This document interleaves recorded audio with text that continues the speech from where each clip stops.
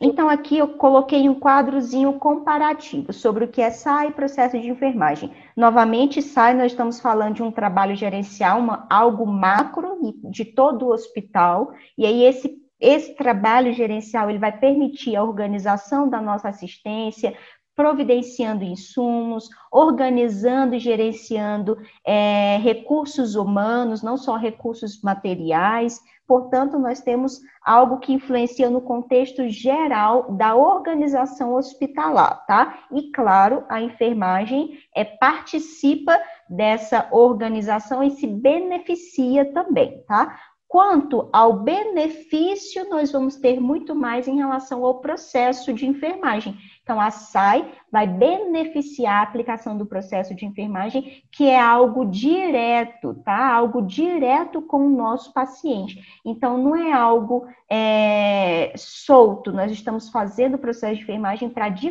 fato, determinar qual é o cuidado necessário. Então, o produto final, eu até coloquei assim, como produto final, entre aspas, claro, só uma forma de dizer, o produto final do processo de enfermagem é a prescrição do cuidado. Então, nós estamos falando de um processo que lida diretamente com o paciente. E quando nós falamos em SAI, nós estamos falando de um processo que lida diretamente com a gerência da unidade hospitalar, com a gerência do consultório, com a gerência da clínica, tá? Então, são contextos bem diferentes, tá? Quando nós falamos no processo de enfermagem, na sistematização da assistência de enfermagem, nós não podemos esquecer que eles devem ser desenvolvidos com bases teóricas consistentes.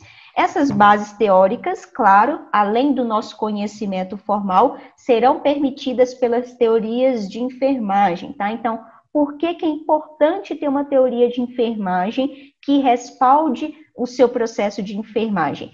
Essas teorias, elas trazem para a gente a estruturação do corpo de conhecimento da enfermagem. Então, nós temos em todo o contexto de ciência, todo tipo de ciência, seja a ciência da enfermagem, seja ciências biológicas, os biólogos, seja a medicina, seja o psicólogo, seja, enfim, a própria tecnologia da informação, todo tipo de ciência tem as suas bases teóricas consistentes, né? Então, tem os seus caminhos a serem percorridos. E a enfermagem tem as teorias de enfermagem como um caminho a ser percorrido. Ou seja, nós temos unificado qual é o conhecimento que precisamos ter para atendermos o nosso paciente de uma forma adequada. Então, essas teorias trazem conceitos específicos, conceitos próprios da enfermagem, que vão estar organizados e articulados, tá? Então,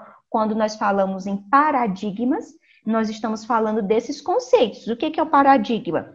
A enfermagem é um paradigma, a saúde é um paradigma, o paciente é um paradigma, o ambiente é um paradigma. São conceitos, paradigmas são conceitos, tá?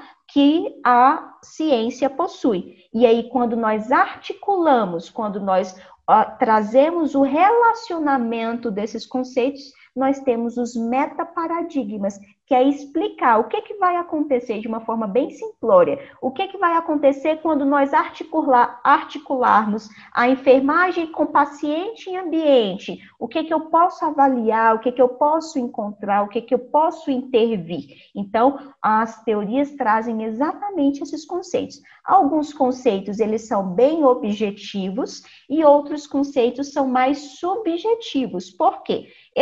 A escolha desses conceitos, a escolha dos paradigmas e dos metaparadigmas das teorias vai ser conforme a visão do teórico, né? Então, nós temos aí uma carga, uma visão muito filosófica do teórico, nós temos um posicionamento, além de filosófico, um posicionamento ideológico, né, que é filosófico também, mas uma observação, um olhar diferente sobre cada conceito. cada teórico olha de uma forma para um determinado conceito. E aí, por isso que é importante nós escolhermos uma teoria que se aplica adequadamente ao nosso contexto, ao perfil epidemiológico do nosso atendimento e, além do perfil epidemiológico, a aceitabilidade, como que a equipe, a característica da equipe para realmente escolher uma teoria. Então, por exemplo,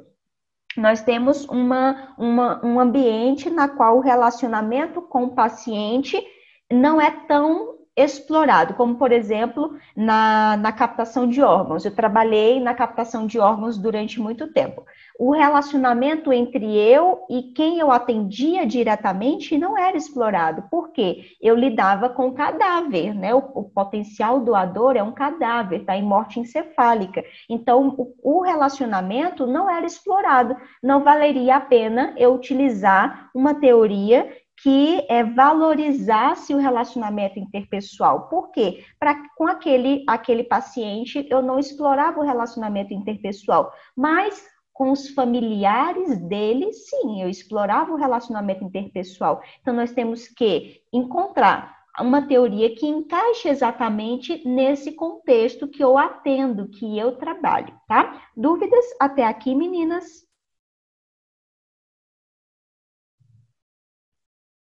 Alô? Dúvidas até Não, aqui? professor. Não? Não. Então, vamos lá. Não durmam. Eu não estou vendo vocês ainda, apesar de ter achado onde que eu encontro vocês. Mas, por enquanto, eu não vou ficar vendo vocês, tá? Então, essas teorias, meninas, elas permitem que a gente consiga compreender melhor esses assuntos que nós temos dentro da nossa ciência. Eu trouxe um slide mais adiante que nós vamos conseguir entender quais são esses conceitos nucleares da enfermagem, tá?